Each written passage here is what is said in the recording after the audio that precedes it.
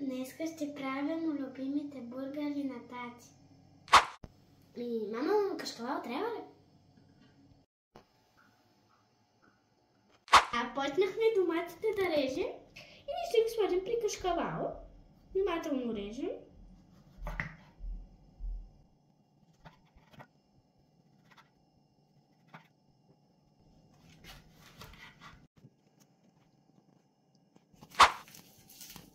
Сега ще режем лук.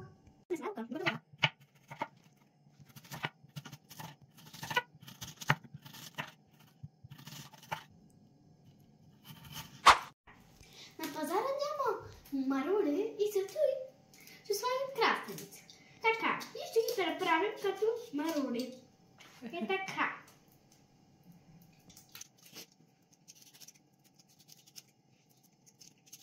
Да стане по-интересно, защото тази трябва да бъде красиво. Лука в тигана. Сега ще сложим лукосите и черепите. Малко от мъките трябва да сложим. Така. И бъркаме. Много вкусно ще стане. Така. Сложим малко унисос. Ето, унисос.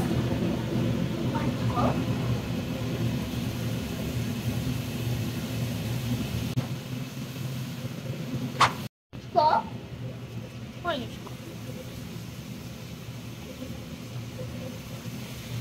Сега служи меда.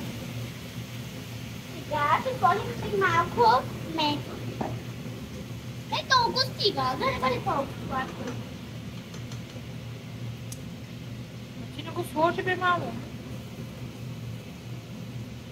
Още служи го. Ще слагаме още. Побери го с пръщи. Не е толкова много, бе, маци. Само ти. Браво. Така. Така е.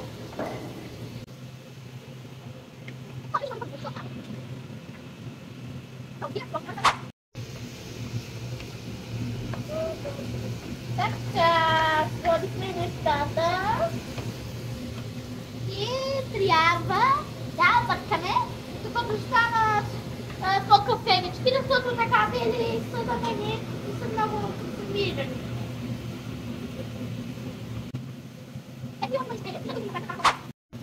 Защото така да бъде по-намаляваме. Така, ще го намалим на 4. Сега ще правим майонезата.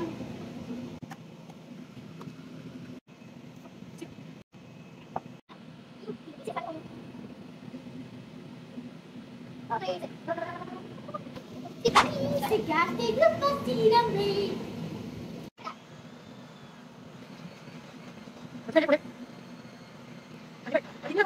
Сега питките слагаме малко олио. И чакаме малко да са Олиото, слагай. така. Да. Не, слагай го място, слагаш. Слагаме двете питки.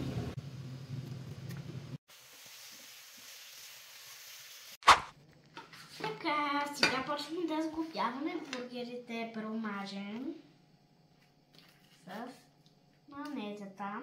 Ето, виж как се е получила.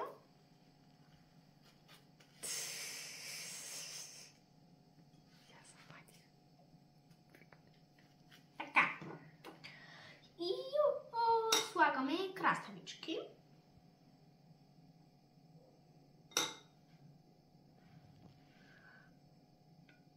Който иска с лук, който не иска. Така, тук последно ще сложим.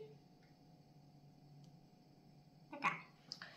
И ще сложим едно хубаво кюфте. Домат. Ще сложим малко лук. Ще слагам Imagem picada.